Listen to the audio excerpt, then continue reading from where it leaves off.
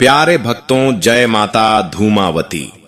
भक्तों, माता धूमावती देवी शक्ति का अद्भुत रूप हैं, जो निर्दोष भक्तों की रक्षा करती हैं और दुष्ट शत्रुओं का नाश करती हैं। जब कोई शत्रु निर्दोष भक्त को सताता है, उसका रोजगार, व्यापार या सुख शांति छीनने की चेष्टा करता है, तब धूमावती देवी अपने उग्र स्वरूप में प्रकट होकर उसे रोकती हैं। भक्त की आह्वान पर देवी शत्रु की शक्ति उसके व्यवसाय और रोजगार को जकड़ देती हैं, जिससे उसका दंभ और अहंकार समाप्त हो जाता है। जो शत्रु दूसरों को सताता है, उसे धूमावती देवी उसके ही कर्मों के बंधन में बांध देती हैं। निष्ठापूर्वक पूजा और मंत्र जप करने से, देवी की कृपा से भक्त का जीवन सुरक्षित होता है और शत्रु की चालें असफल हो जाती हैं।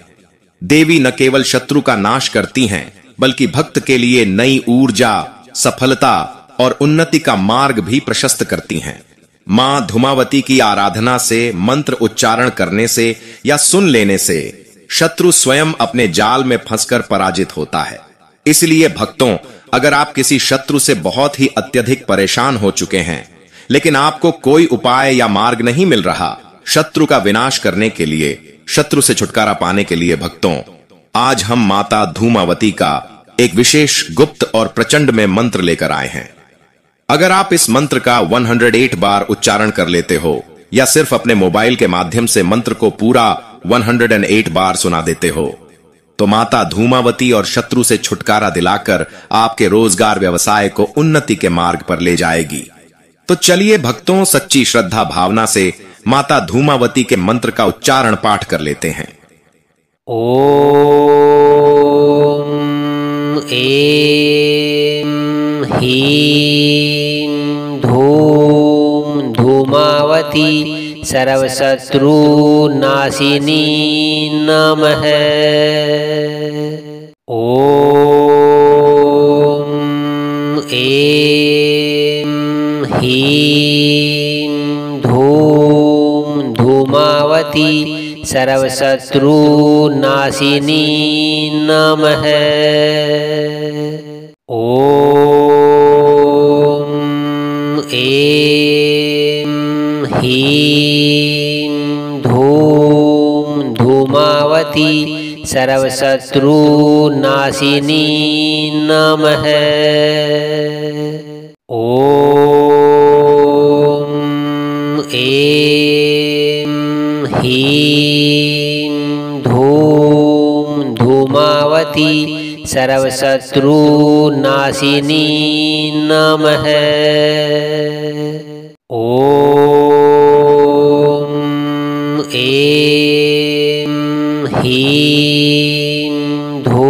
धूम धूमावती सर्वशत्रुनाशिनी नमः। ओम ऐं ह्रीं धूम धूमावती सर्वशत्रुनाशिनी नमः। ओम ऐं ह्रीं धूम धूमावती सर्वशत्रुनाशिनी नमः। ओम ऐं ह्रीं धूम धूमावती सर्वशत्रुनाशिनी नमः। ओम ऐं ह्रीं धूम धूमावती सर्वशत्रुनाशिनी नमः। ओम ऐं ह्रीं धूम धूमावती सर्वशत्रुनाशिनी नमः। ओम ऐं ह्रीं धूम धूमावती सर्वशत्रुनाशिनी नमः। ॐ ऐं ह्रीं धूम धूमावती सर्वशत्रुनाशिनी नमः। ॐ ऐं ह्रीं धूम धूमावती सर्वशत्रुनाशिनी नमः। ॐ ऐं ह्रीं धूम धूमावती सर्वशत्रुनाशिनी नमः। ॐ ऐं ह्रीं धूम धूमावती सर्वशत्रुनाशिनी नमः। ॐ ऐं ह्रीं धूम धूमावती सर्वशत्रुनाशिनी नमः। ॐ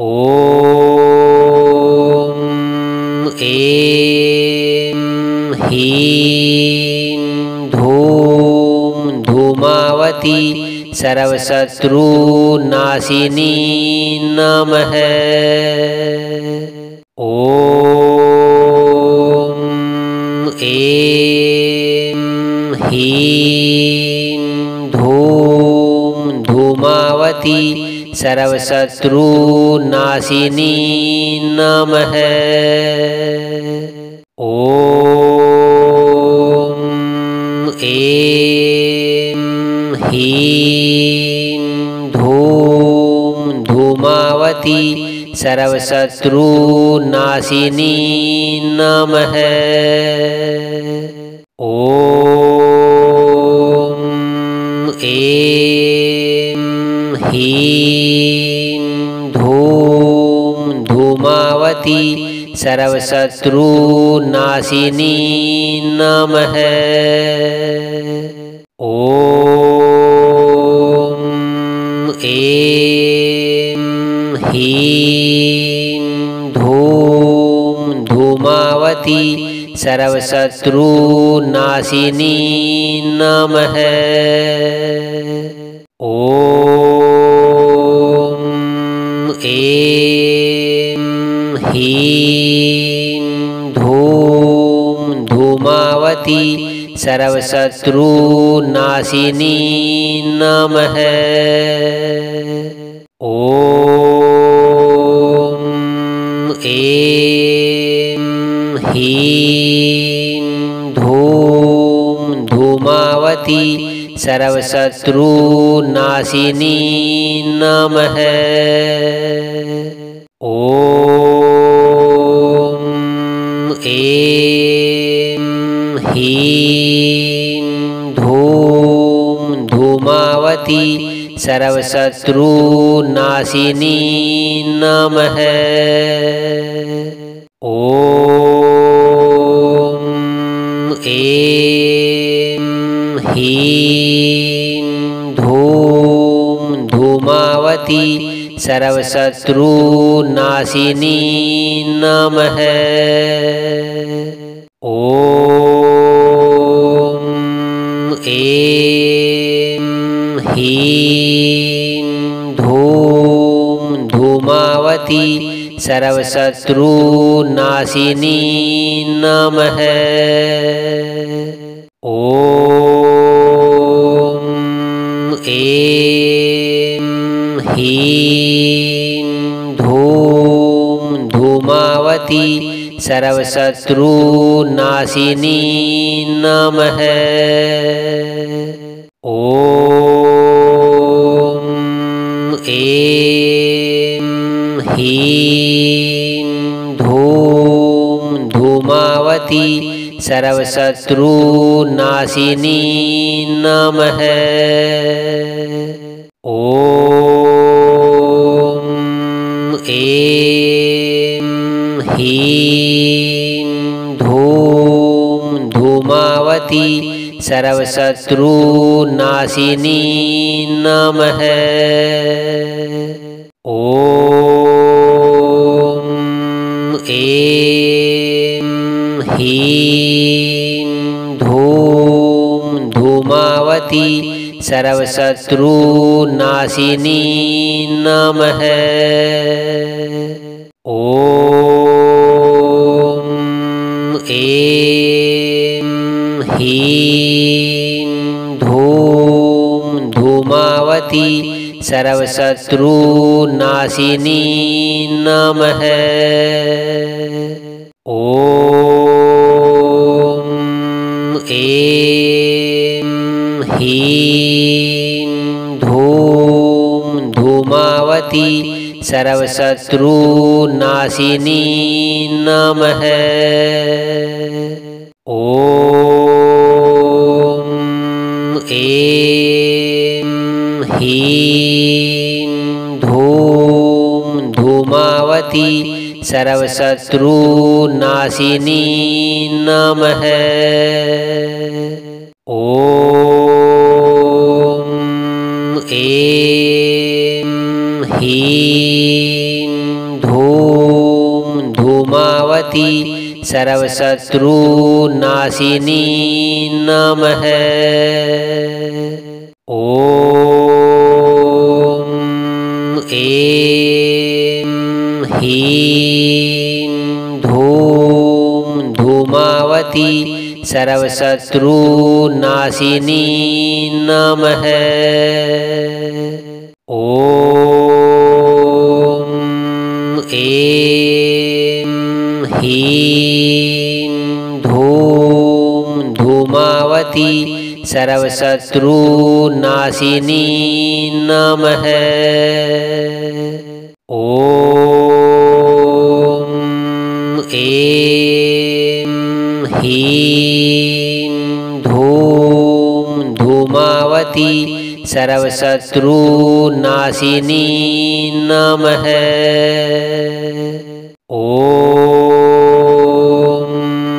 ऐं ह्रीं धूं धूमावती सर्वशत्रुनाशिनी नमः। ॐ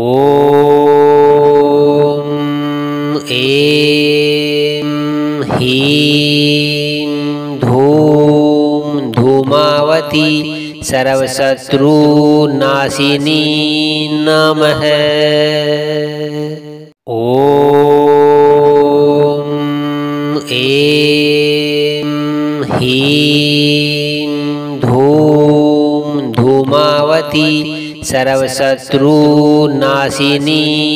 नमः। ॐ ऐं ह्रीं धूं धूमावती सर्वशत्रुनाशिनी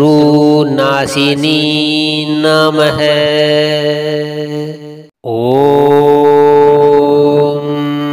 ऐं ह्रीं धूं धूमावती सर्वशत्रुनाशिनी नमः। ॐ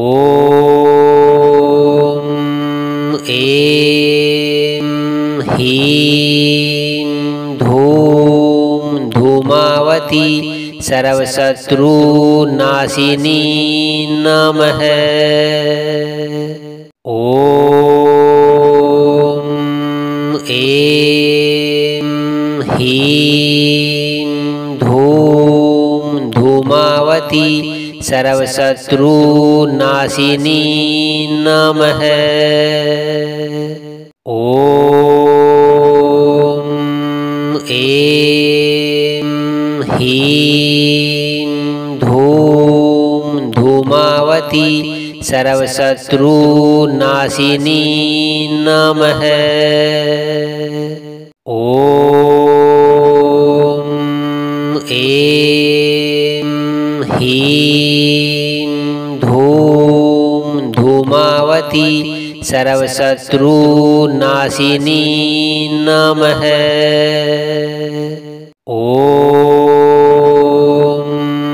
ऐं ह्रीं धूम धूमावती सर्वशत्रुनाशिनी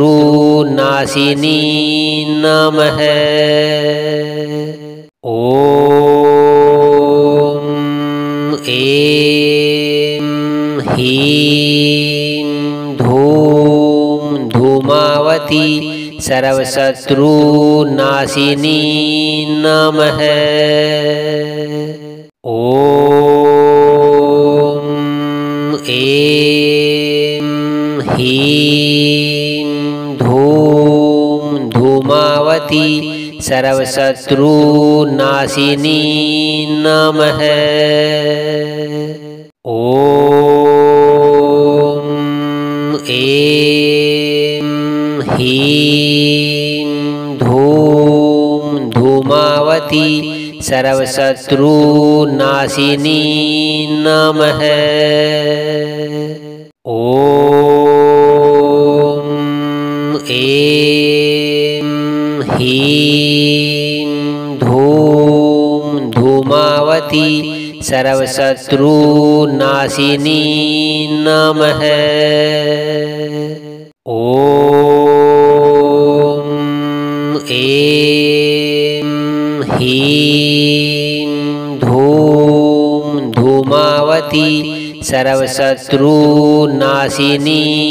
नमः। ॐ ऐं ह्रीं धूम धूमावती सर्वशत्रुनाशिनी नमः। ॐ ऐं ह्रीं धूम धूमावती सर्वशत्रुनाशिनी नमः। ॐ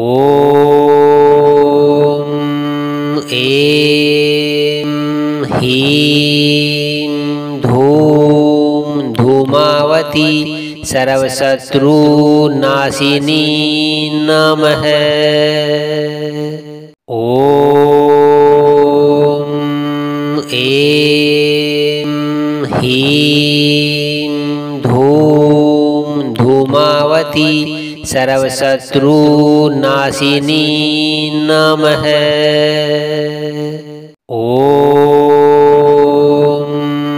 ऐं ह्रीं धूम धूमावती सर्वशत्रुनाशिनी नमः। ॐ ऐं ह्रीं धूम धूमावती सर्वशत्रुनाशिनी नमः। ॐ ऐं ह्रीं धूम धूमावती सर्वशत्रुनाशिनी नमः। ॐ ऐं ह्रीं धूम धूमावती सर्वशत्रुनाशिनी नमः। ॐ ऐं ह्रीं धूम धूमावती सर्वशत्रुनाशिनी नमः। ॐ ऐं ह्रीं धूम धूमावती सर्वशत्रुनाशिनी नमः। ॐ ऐं ह्रीं धूम धूमावती सर्वशत्रुनाशिनी नमः। ॐ ऐं ह्रीं धूम धूमावती सर्वशत्रुनाशिनी नमः। ॐ ऐं ह्रीं धूम धूमावती सर्वशत्रुनाशिनी नमः। ॐ ऐं ह्रीं धूम धूमावती सर्वशत्रुनाशिनी नमः। ॐ ऐं ह्रीं धूम धूमावती सर्वशत्रुनाशिनी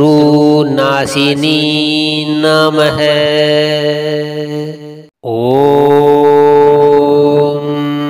ऐं ह्रीं धूम धूमावती सर्वशत्रुनाशिनी नमः। ॐ ऐं ह्रीं धूम धूमावती सर्वशत्रुनाशिनी नमः। ॐ ऐं ह्रीं धूम धूमावती सर्वशत्रुनाशिनी नमः। ॐ ऐं ह्रीं धूम धूमावती सर्वशत्रुनाशिनी नमः। ॐ ऐं ह्रीं धूम धूमावती सर्वशत्रुनाशिनी नमः। ॐ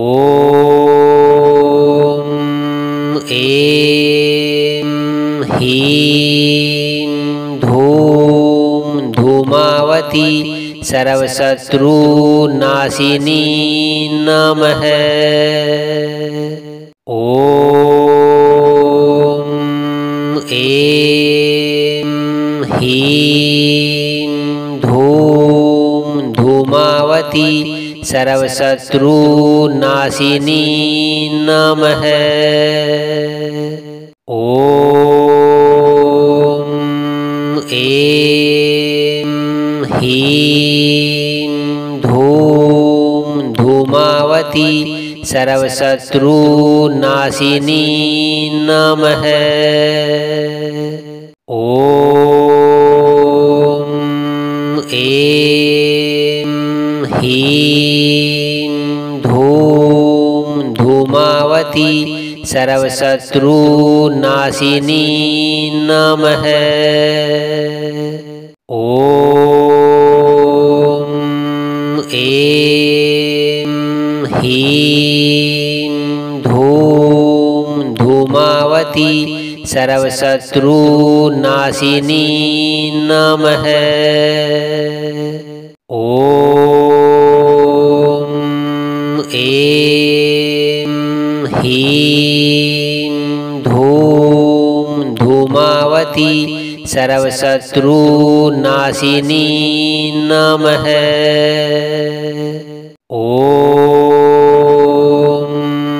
ऐं ह्रीं धूम धूमावती सर्वशत्रुनाशिनी नमः। ॐ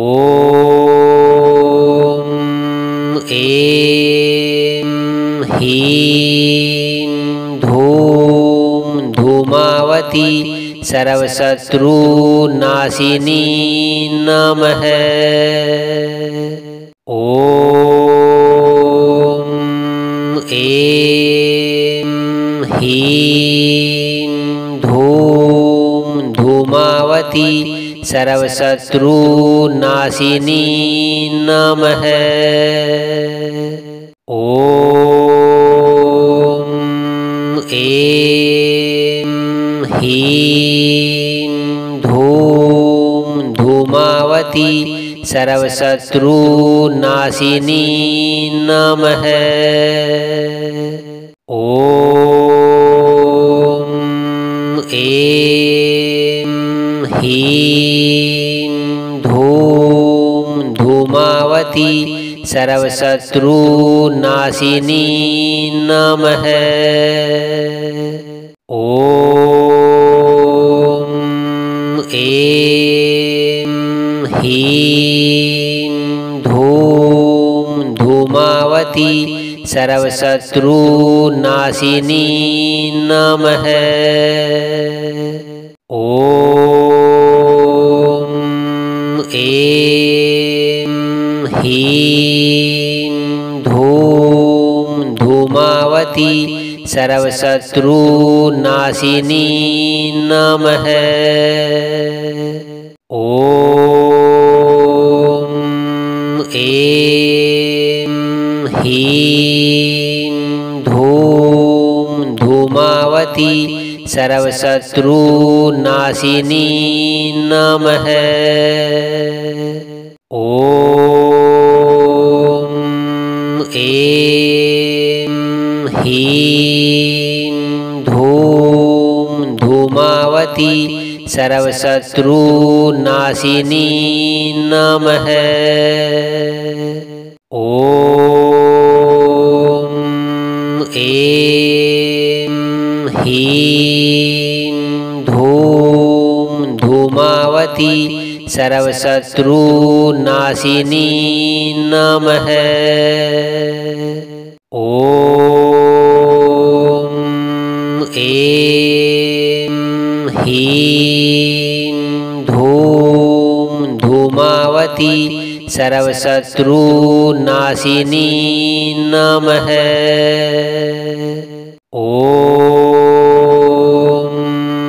ऐं ह्रीं धूं धूमावती सर्वशत्रुनाशिनी नमः। ॐ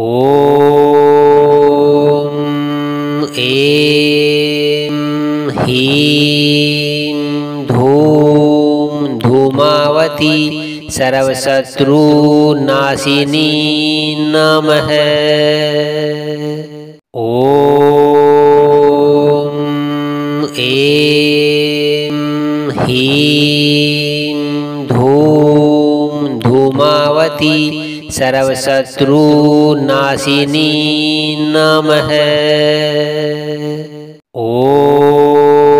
ॐ ऐं ह्रीं धूं धूमावती सर्वशत्रुनाशिनी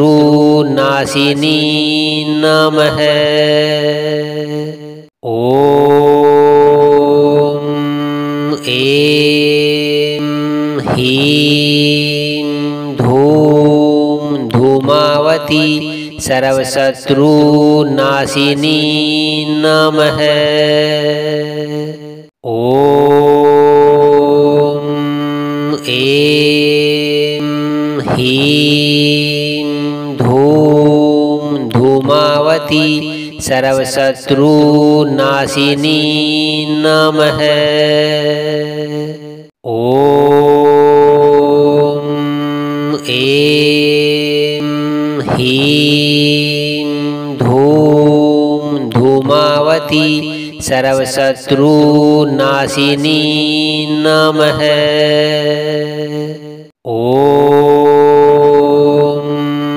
ऐं ह्रीं धूं धूमावती सर्वशत्रुनाशिनी नमः। ॐ ऐं ह्रीं धूं धूमावती सर्वशत्रुनाशिनी नमः। ॐ ऐं ह्रीं धूम धूमावती सर्वशत्रुनाशिनी नमः। ॐ